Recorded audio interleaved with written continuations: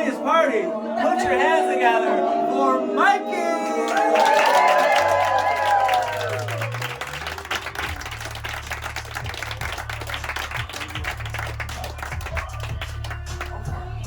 I'm sorry, that just has to keep going. I like the harmonizing. It made me feel like I was back in the Catholic Church as a kid. I didn't quite hit the note. Yeah, let's start. So I'm a chef. Woo! Congratulations. And a lot of chefs have this like foundational story about like why they started cooking, and it's often with their grandmothers, right? And it's this moment. It's like flour specked apron, and their chubby grandmother like making them pancakes and giving them these big wet kisses and hugging them and pulling them into their bosom.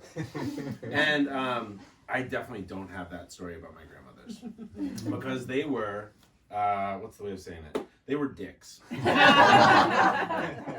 I loved them. And I don't know if they loved me. I wasn't ever 100% sure. But they were these like brassy, cold. I look back at them now and I'm like, they were fucking awesome. Like, they were like opinionated or whatever. But they were not grandmothers in the sense of like, I never felt like overwhelming love from them or like sat on their lap or anything like that, right? The other reason that I don't have these stories about them is that I'm not sure if either of them ate food, human food. Not 100% sure. Grandjan. So Grandjan was my dad's mom. And she was a bird, kind of in all senses of the word. She was tiny. She had hollow bones. I think she subsisted for like an entire year on just the crumbs off of the 4 sandwiches that my 4 family members would get for lunch. And then she would complain about and judge us for the whole trip we were there. She's like, this was such an unbelievable amount of food. You had so many sandwiches. And I think the crumbs that fell on the ground, she would just spend the whole year just nibbling those like a little bit at a time. Marnie. So Marnie was my mom's mom. And she was like the most Catholic person that's ever lived, including the Pope. I think she was more Catholic than him. She would wear like a fucking Jesus piece, like a huge Jesus something, at all moments. She dressed kind of like Slick Rick, the rapper, like tracksuit head to toe.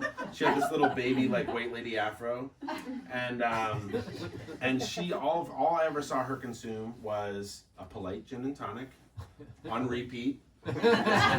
Keep hitting me with those little baby gin and tonics, and then the body of Christ, and that happened probably 9 to 16 times a week. She would go to church. So while I didn't cook with my grandmothers, a lot of my memories of them are surrounded by food, or kind of include food. And when I was usually seeing them, it was summer. I lived like 3,000 miles away from both of them. They were both on the East Coast. And so the ultimate summer food is sandwiches, right? It's the ultimate summer food because it's portable. It's great for like running away from your cousins, dodging that like overly huggy aunt who's coming in, trying to plant one on you. It's a great food eaten with a lake wet hand. It's a great food for eating with your grandmas. So, sandwiches, beer, Grandjan, chicken salad, grapes, walnuts, lots of mayonnaise, on a pillowy white roll. So on the television, Andre Agassi sweating. Andre Agassi was my grandmother's probably only love in her life. She loved him more than anybody. Absolutely, hands down. I was on the couch, the leather couch, in my grandmother's house, sweating the exact same amount as Andre Agassi. 95% humidity, 95 degrees outside, like a rattling kind of broken AC unit in the back. I'm sweating, I'm dying. But I'm showing my grandmother pictures of my friends from home. She's making kind of these like grandma lightly racist comments about my friends, which is great. It's kind of one of her traits. And she's sitting in her chair. Like, you guys don't know this chair, but you know this chair, right? It's like the chair. It's like pleather, and it's broken in kind of like every imaginable way. It's like cracked, and it's like one of the arms doesn't work. But she's sitting there reading probably one of the like 150 books that she reads a year. and she has a palm full of iodized salt that she just taps her finger and eats. So she eats like crumbs of sandwiches and salt. She's like a barnyard animal, a barnyard bird. So I tell my grandmother that I'm falling in love for the first time, and she gets up from her chair and I think like finishes her salt. But she gives me this like bony hug that she holds for longer than I know that she's comfortable with. And this is how I know she loves me. And she does. Fluffernutter on Wonder Bread. So I know you guys are West Coasters. I might have to explain Fluffernutter to you. Marshmallow fluff is like mayonnaise consistency marshmallow. It's like fucking horrifying, but so delicious. And then peanut butter on Wonder Bread. We're at the lake. My grandmother asks me if I'm attracted to my cousin. And I know the correct answer to this, right? Of course I know the correct answer to this. But I'm 13, it's confusing. This is like a cousin that I see once every 2 years. She's in a bathing suit. I don't know how to answer this question. So I kind of wad up and like ram the Fluffernutter sandwich into my mouth, fill my mouth as much as I can with like sickeningly sweet marshmallow, the perfect amount of salt. And I like try to think about baseball. Right? But I don't know enough about baseball. Ham sandwich. Tons of French's yellow mustard. American cheese. On a lightly toasted Pepperidge Farm bread. Grandjan is 97, and she's telling us about this LGBTQ group that she started for high school kids that have been basically kicked out of their parents' homes. She's also showing us pictures of this march that she's just been the Grand Marshal of on her little spider for legalizing weed. She's fucking awesome. She's great, right? She also can't stop talking about how much she wants to die. And right. And it's all those things. And it's kind of sad, I guess, to a lot of people, but she's also been talking about wanting to die for like 20 years. She's 97, but she's fucking perfectly healthy. Like she's great. I take a bite of my vinegary sandwich and I wince. It's delicious. I love it. I like stuff some potato chips onto it, make it extra crunchy. This is the last sandwich that I'm gonna eat with Grandjan. So Grandjan dies on the first night in 25 years that all of her children have been under her roof. And she dies in her sleep, and it's a great life, and it's a perfect death. Marnie, triple-decker club.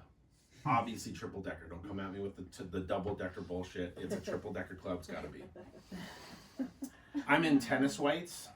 Yes, there are like places in the country that you have to wear all white clothes to play tennis on a court. Yuck, sick, yep. My tennis whites are like covered in green clay and then blood from like a knee injury, an elbow injury. You know, like I'm going hard for that forehand. Get it? Marnie is sitting in her chair, not the same chair, but spiritually the same chair. And she is doing the New York Times crossword puzzle that she does every single day.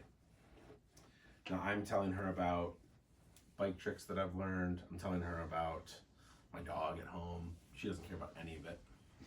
And she's not responding. Except every once in a while she says in her voice, which I describe as like a Muppet from the Bronx. And she's saying, yeah. Is this wild way of speaking.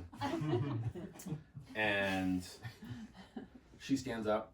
She's not done with her crossword puzzle, but she's definitely done with me. And she, with a doughy, soft hand, presses a perfumed $20 bill into my hand. And she kisses me. And she touches my head.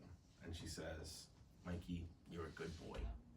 And this is her loving me. And I feel it. And maybe I'm her favorite cousin. Maybe I'm her favorite grandson out of all my 27 cousins. Maybe, just maybe. I think it's actually 32. Wow. It's too many. Catholic. PB&J Creamy peanut butter. Yuck. You can fight me after the show if you want to fight about it. It's crunchy or nothing. Creamy peanut butter. Some weird jelly like apricot or something like that, like not a normal jelly, on some fancy seeded weird bread. Marnie's, she's not doing so great. Like her Alzheimer's is really starting to kick in. She's really starting to kind of like be unpredictable. And it's fucking awesome. It's so great. This is like the most inaccessible conservative woman you've ever met in your life. She's never let you in. And now she wants one of three things, or all three things at the same time. Big gin and tonic. No more fucking polite gin and tonic. She's laughing loud enough that she's getting asked at restaurants to like quiet it down. Calm down. And she wants to talk about sex. And these are like my three favorite things of all time, combined into one. And it's my grandma.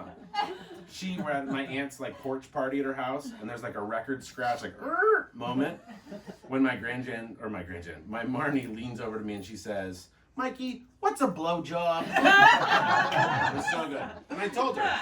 And let's be real, she fucking knew. She knew. But we know that all of this is fleeting, right? She's on a decline. But I'm trying to grab onto every little moment that I can.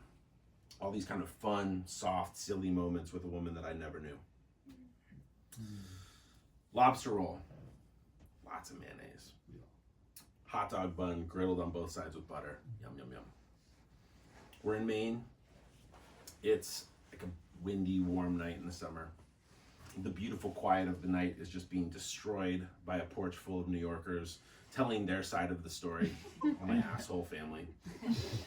And Marnie's there. She's this kind of quiet version of herself at this point.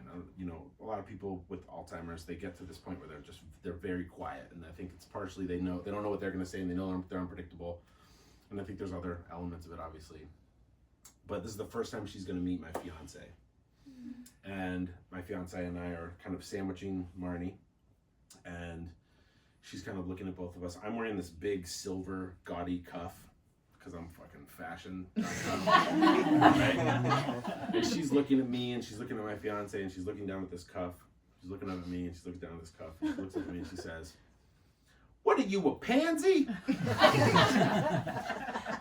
And I'm like, "What? I don't know what she means, but like, let's be real. We all know what she means." And in her estimation, yes, I am a pansy for sure. By her definition, definitely. And that's the last thing she ever says to me. Yeah. But it was like perfect and so fitting. Marnie, you know, she gradually declines, and she's kind of surrounded by this like nervously pacing, sometimes family members, but mostly like paid nurses that watch her die. My uncle's new wife takes a selfie with her body at the wake. Dope. Real cool. Solid move. So, while I don't have a kind of fingerprinted, you know, hand-scratched recipe card that I've saved from either of my grandmothers, I can find my grandma's anytime I want, wherever a deli is open.